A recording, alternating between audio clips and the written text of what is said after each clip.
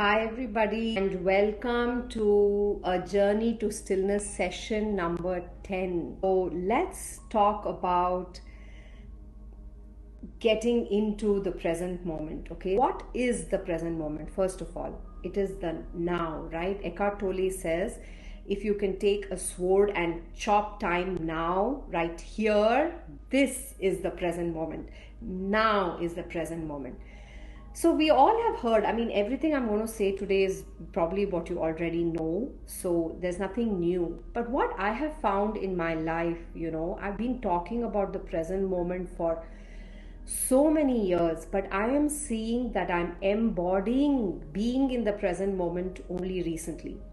So actually trying to see, am I embodying it in the full truth of it, is what this whole session is about. So first of all, when we understand that the present moment is a portal for our growth, it is like a door, a doorway or a gateway. What is there when you pass through this is the stillness, is the presence that we are talking about. So the present moment is always the present moment, but we say that we are in presence when we recognize that it is the present moment that we are in. Let's try to understand this better. First of all, where is this present moment, right? Okay, you take this doorway, you enter the present moment, then where is it? It is in that place, this is very crucial, in that place where we are free from our conditioned past and we are free from the expectations of the future. So that's it. Now, here. So there is no it happened, there is no it will happen or will it happen. Okay, it's all over here. That's helped me greatly because the embodying part of it, I think understanding this has kind of helped me. So the crucial task is to identify the present moment and enter the portal. Enter the portal to this place of free from conditioned past and free from the expectations of the future. Eckhart Tolle has said in one of his talks that I heard, presence is not a means to an end, but it is an end in itself. So I caught myself doing this many times earlier, I would say, oh, I'm being in the present moment is because I want something. Like I will be present because I want to be peaceful. There's a because. But what he says is that there is no because. The being in the present moment is the end by itself, and that is what we experience when we are actually in the present moment. So there are misnomers, which we understand, like myths, that you have to be extremely slow to be in the present moment. It is not true. Eckhart Tolle says that, and there is a Zen saying which says, hurry slowly. Isn't that so funny? Hurry slowly. So what does this mean, hurry slowly? They are literally opposites. That means that the slowness that we are talking about is not on the outside. It is on the inside. Because many times we may be very slow on the outside, but inside our thoughts are like racing and we are running somewhere, some carrot, running behind some carrot all the time. I've caught myself doing this lately and I have to remind myself, Smruti, you just got out of the present moment. You're absent, you're absent, you're absent. So this is where the onus on us comes. Recognizing that in this moment, first, once I've recognized that this is the moment, I have two choices. Yeah, everybody, you, I, everybody, we have two choices. One, we stay in presence, in connection. That means we enter the portal of the present moment and stay in presence. And the second one, we choose to go into thinking. So we're still in the present moment though. So, but we are thinking. So there is only the present moment. But what are you doing in the present moment is what it is, okay? So your choice, presence, thinking. Every time, catch yourself, okay, I'm absent. Now, Smruti, you have two choices. Do you want to be present? Do you want to be thinking? Then once you choose that, then that's the cause and effect cycle that goes on. Nobody can come and help me. This is the point where I can help myself to make that choice. So how do you do it in your everyday life, right? The way I think it's also helped me and probably will help you, you could try, is notice when you're drifting away from presence.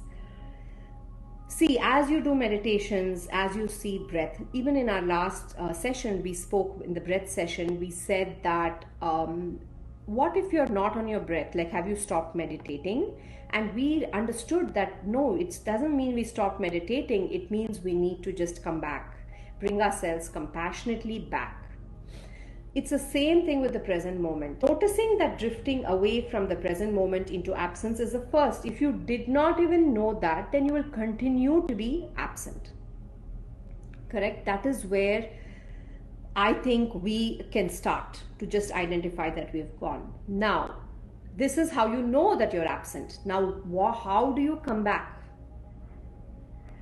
So once you've gone away, you know you're absent, then you have some helping aids to bring you back. Okay, each person uses a different aid. So what are these aids? One is the breath. Okay, you can come back and get onto your in-breath or out-breath, whichever wave you're on.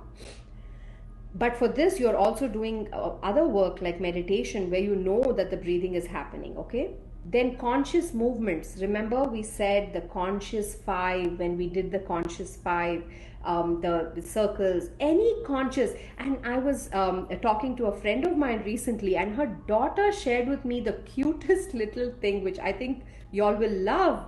Her teacher in school said, when you don't know what to do with your hands, you can do this. So teachers on this group, please use it with your children. And what that is interlace your fingers, and these two fingers, you're going circling them. What a beautiful exercise to come back to the present moment. Then of course, sense perceptions, correct? I mean, we have sense perceptions all the time, but we just ignore them because we are so caught up. So these are some ways you can do. And the biggest thing I found for myself is to visualize my life as a plate. Okay? And there is only so much that this plate can handle. That again, you need to check into yourself and figure out what is the size of your plate. Then you put onto that plate only how much that plate can take. So this is decluttering your daily routine. You can't have so many things on your plate and then you're a perfectionist and then you want to finish everything.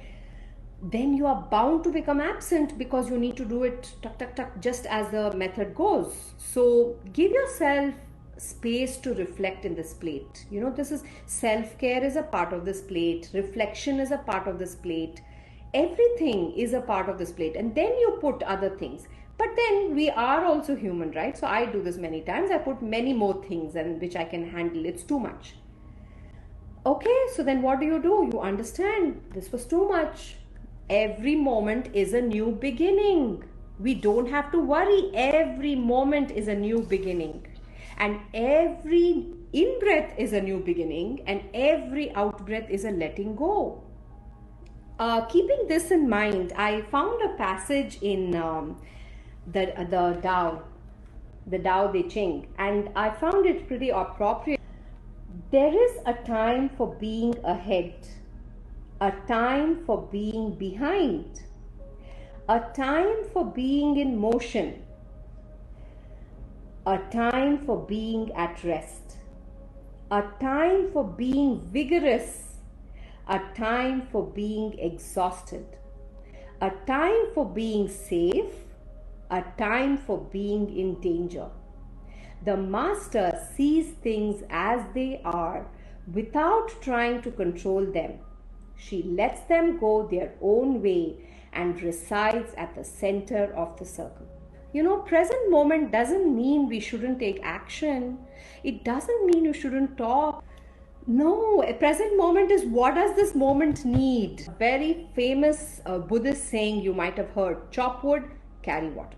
What are you doing? I'm chopping wood, I'm carrying water. That's what you're doing as the moment arises. The one thing I found is a difficult thing to digest is the present moment is a wonderful moment. That's a difficult thing to digest, right? Because the question is, what do you mean by wonderful? No, my present moment is not wonderful sometimes, right? There is something that's happening.